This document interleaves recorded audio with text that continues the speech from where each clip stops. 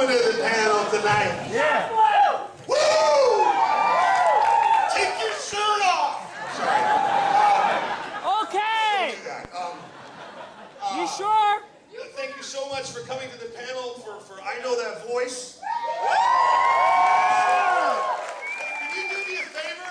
Person at the door, are there any people that are still outside? Can you please open all the doors? For those of you who wanted to come into the panel and can't, why don't you just leave the doors open so these folks can at least listen to what's going on in here? Please? I don't think they realized that we had this many people coming, so if there's any way you can keep those doors open so people can listen, I certainly would appreciate it. Hey, man! Hey, no rain! No rain! No rain! Sorry. Sorry. You can't keep the doors open? Take it easy now. It's one guy in a whole room of people now. Give the guy a break. He's only doing his job. Well, you know, you could just leave them open and say you didn't know. Bender said so. Come on. All right.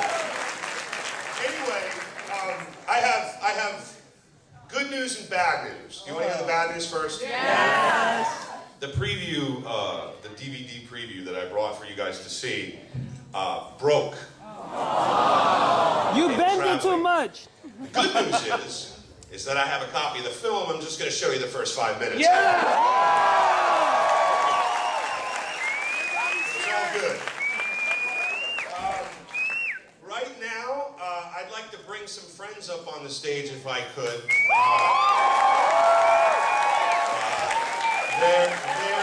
Their participation in this film was not only something that I really am so honored to have, but I mean, you can't do a movie about voiceover and not include these people.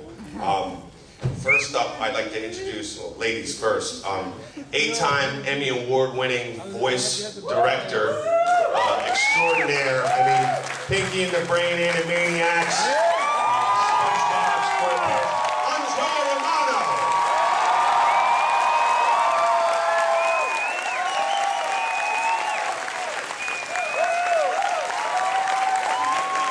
Speaking of Pinky and the Brain, this next gentleman, you might know him from his podcast, Talking Tunes. Or maybe you know him from Pinky and the Brain, or maybe you know him from Animaniacs, or maybe you know him from Teenage Mutant Ninja Turtles. Paulsen, everybody. The Pride of Detroit. Woo!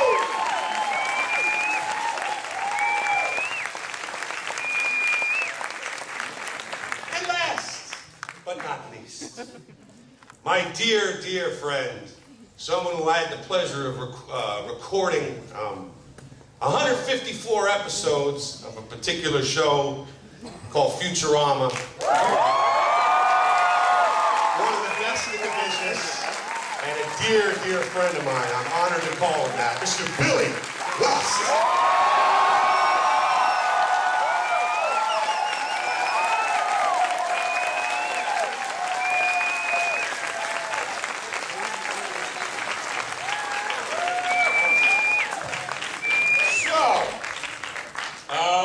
I'm looking now for the AV guy. There he is, my man.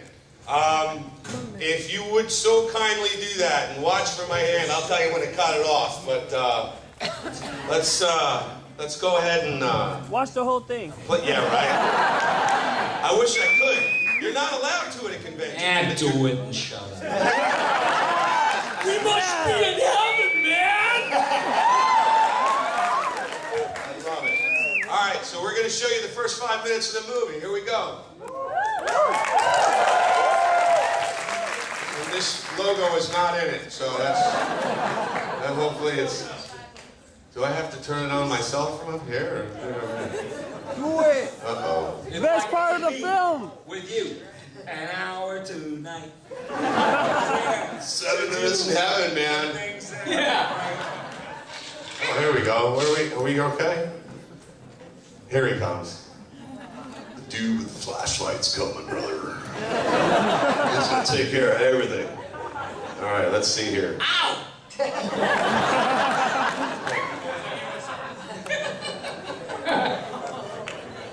Okay, whose communicator is on? Shut it off, you're not that important. Okay. Gonna turn this, is this thing going here? How are we doing? Huh? Well, the lights are supposed to be off because we're watching a movie, dude. It's all good. Don't worry. This movie's awesome! Okay. You don't have to whisper. Seeing a cool act. Here we go. All right, why isn't it showing? Why isn't the picture showing? Ezekiel 25:17. Okay. You gotta fix this. You gotta fix this. It's beset on all sides. There you go. Really? Is it showing? But this is. Don't you this love is... it? Really? Welcome to You New sure York. it's not showing because it's on a different channel or anything like that? Welcome to the world of the mall. There we go. Rewind it. Times There we go. and the tyranny of evil men. In a world of cartoon voices, animated, really annoying, etc. Blessed is he when the name of charity and goodwill. Shepherd, the weak through the valley of darkness. Praise to his brother's keeper. And the finder of lost children. And I will strike down Upon those with grave vengeance and with furious anger. those who attempt to poison and destroy my brothers. If you don't know my name is the Lord. You could call me Jesus, you could call me Christ, you could call me the Lord. Lalim, my vengeance upon thee! My sweet, sweet, sexy vengeance. You gotta watch this. What's the name of it? You need to do me passing on my flavor. I think I'll have some more martini. Take two. I know that voice. I know that voice. I know that voice. I know that voice. I know that voice. And I know that voice. I know that voice. I know that voice. I know that voice. From beautiful downtown Burbank. I know that voice.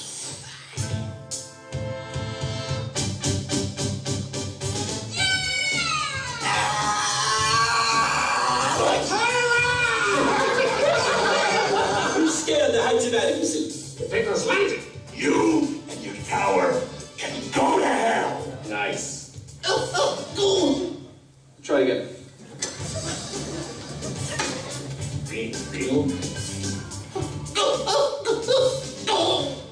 That's good. Only scene 12X. 12X action. What about that non-hovering hovercar? Is that making the music? It's a little slower, but there. What about that non-hovering hovercar? Is that making the music? Yeah, that's good. Everybody always asks me questions about what this job is like. Why not ask all of my peers, find out what they think, so that we can show you, everything you always wanted to know about voice acting, but we're afraid to ask. You go to a dinner party and say, what do you do? I said, I'm a voice actor. Okay. Hey, they have dip. What exactly do you do? What do you mean you're a voice actor? What does that mean? Well, I go into a room and they give me a script and you hear that in a world, one man. That's me. You're the one man? No, I'm not the one man. I'm the guy that says one man. Well, wait a second. Well, that's just that voice. Yeah, but does he ever stop to think that there's actually a guy in a room reading that? We brought people in for tours and to visit and stuff like that, and you really see that it's just. I had no idea this is how you did this. It's I don't know such what an they intricate thought, process. That, I would say that if people had any idea how much work really went into animation, they would look at it with a lot more sort of a sense of awe. If you think about it, way back thousands of years ago, the Chinese had silks that they put these rod puppets in front of, and they would project these big images on the silks, and these people would come by the hundreds and watch these shows that would last for days. I think probably the tradition would have come out of puppet shows. God bless America and Small voices for small characters. Character voices come from British music hall and vaudeville. Silent movies, the shorts that they did, that Laurel and Hardy did, and Keaton did, and Chaplin did, those broad, wacky, wonderful things. Later, when sound movies came along, they died out. What replaced them? Cartoons. Animated cartoons, did start in the days of silent motion pictures, and they'd have little bubble captions with the dialogue in them. So when you'd be watching the films, that's how they spoke to you, was through the dialogue. And in the late 20s is really after The Jazz Singer was released, which was the first talking motion picture Warner Brothers produced. Animation then started to move towards that, trying to get into sound. Back in the early 20s, 1924, Max Fleischer actually produced the first cartoon series with a soundtrack. This microphone changes the sound waves into electrical vibrations, which are amplified here and sent along these wires to the mixer room. The very first talking cartoon was 1928, was Paul Terry's Dinner Time, and he preceded Walt Disney's Steamboat Willie by a month. What happened was, Walt heard about it, The Jazz Singer came out, so there's sound. Walt said, we can take this technology and make a sound movie. So they did. Mickey didn't really have a voice in that early movie. He just whistled, and the rest of it was sound effects and music effects. But soon he could talk. And then when he decided to do features, and the first feature, Snow White, was called Disney's Folly, nobody thought it would succeed. But when he started doing features, and even before that, when he was casting voices for the short films, they were using radio talent. Those are the great voices. When I was a kid, there was no TV now, remember, no cell phones, no nothing, except radio. You know, you'd sit and you'd look at the radio. Everybody would sit around and look at the radio, even though there was nothing to see there. Radio not only prepped me, it prepped everyone else in early cartoons, because they were all from radio. The first session I went on with the Jetsons, I was terrified because, I thought, oh, it's cartoons, I've never done cartoons. I walked into the room, and all of my radio friends were there. Radio is very much like an animation session. You just borrow from whatever experience you've had as a radio actor or an animation person. It all seems to work out. Back in the days of old-time radio, as they call it now, that was essentially voice acting. Strangely enough, when you do a cartoon and they edit it all together and get it ready for the animators to animate, they call it the radio show.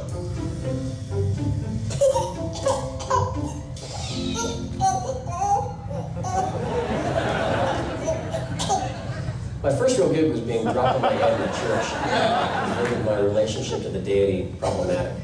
The first one I ever did where I went, wow, these people are reacting like as if I was a baby speaking my first words. It was Peter Falk, it was Columbo. I'd seen Columbo the night before. And my teacher, Mr. Fraser, was doing it in the schoolyard for a bunch of my schoolmates. And I don't know how I did it, but I just went up to him and said, Mr. Fraser, sir, I'm sorry. This is very embarrassing. You're murdering a Peter Falk impression. I yanked at everything, and I discovered I could do something well. I remember I was 10 years old, and there was this woman, Phyllis, who was running the front desk at Lee Strasberg, and she was so funny with me. I'd be at the 7-Eleven across the street, and she'd, run across and say, Alana, I know you across the street smoking marijuana with the homeless. You get your ass over here right now and you learn how to act. And then the phone would ring, she'd say, Lee Strasberg Theater Institute, may I help you, please? I never forgot that. My parents are from Buenos Aires, Argentina, so entonces yo puedo pronunciar algunas palabras, I can hear it. And then my best friend's parents were from Glasgow, Scotland, so if I wasn't listening to Carlitos, no me digas, I was listening to Carlos and Kevin Kett, I was sorry for Pete's sake. So right there, I had an early influence of wanting to imitate people. I always was doing voices from the time I was My mom did cartoon voices at me, like, just... She would talk like a little baby. What are you doing over there? And so then I would talk back to her, and people would say, she's never going to learn to talk normally if you keep doing that. I knew about voiceovers when I was little. I did, Burger King commercials and stuff like that. And then it wasn't until later that I discovered that I could marry the two with you know, acting and voiceovers, animation. If you want to do animation, you have to be in LA. This is in every single biography you ever hear. Broke, lonely, and no future in sight. Fame was right around the corner. And then they go to commercial. Then we come back, and they're famous. Wait a minute. I want to know what they did those mornings when they couldn't get out of bed. What did you do then? What did you do then? I keep having this recurring dream, same thing, that I'm walking down the street and it says fame, and as I get closer to the street, this keeps getting longer and longer and further away from me. Just know that it's a profession. It needs to be taken seriously. You gotta have fun and never grow up. But at the same time, you gotta really be where the major markets are, and you need to have access to the material. And there's no right or wrong way to do that. It's your own journey. You can't use someone else's journey. It's your own thing. I slipped my way to the top. In this business.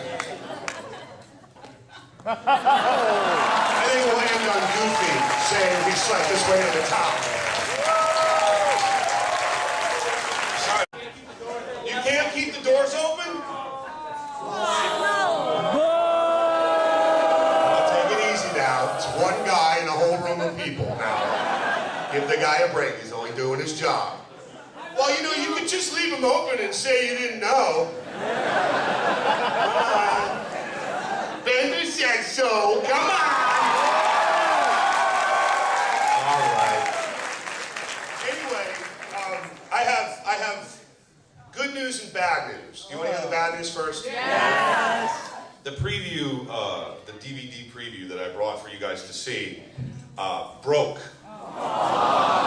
You bend it too much. The good news is that I have a copy of the film. I'm just going to show you the first 5 minutes. Yeah! It's all good. Right now, I'd like to bring some friends up on the stage if I could.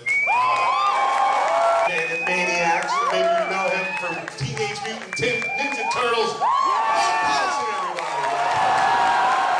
The Pride of Detroit.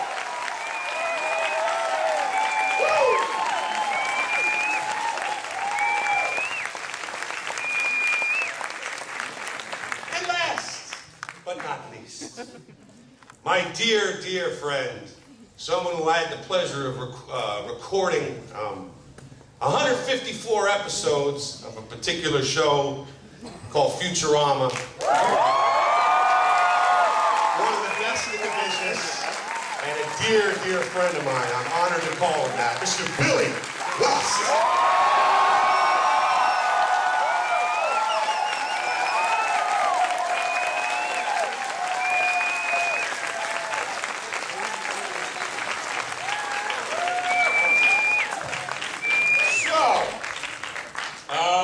Coming to the panel tonight. Yeah. Woo! Take your shirt off. Sorry. Okay. You sure? Thank you so much for coming to the panel for I Know That Voice. Can you do me a favor? Person at the door, are there any people that are still outside? Can you please open all the doors? For those of you who wanted to come into the panel and can't, why don't you just leave the doors open so these folks can at least listen to what's going on in here? Please? I don't think they realized that we had this many people coming. So, if there's any way you can keep those doors open so people can listen, I certainly would appreciate it. Hey, man! Hey, no rain! No rain! No rain! Sorry. Sorry. I'm looking now for the AV guy. There he is, my man. If you would so kindly do that and watch for my hand, I'll tell you when to cut it off. But let's go ahead and watch the whole thing. Yeah, right. I wish I could. You're not allowed to at a convention. And do it and shut up. We must be in heaven, man! I love it. All right, so we're going to show you the first 5 minutes of the movie. Here we go.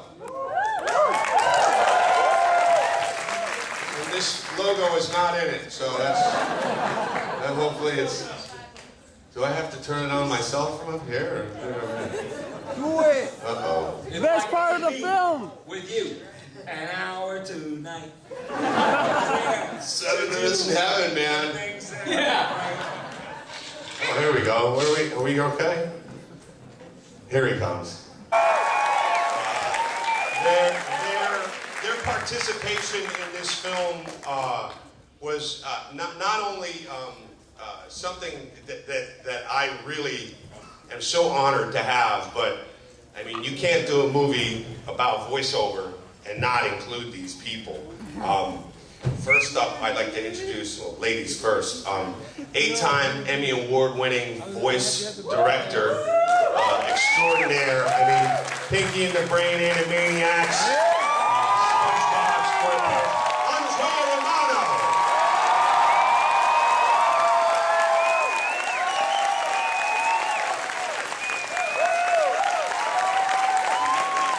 Speaking of Pinky and the Brain, this next gentleman, you might know him from his podcast, Talking Tunes. Or maybe you know him from Pinky and the Brain, or maybe you know him from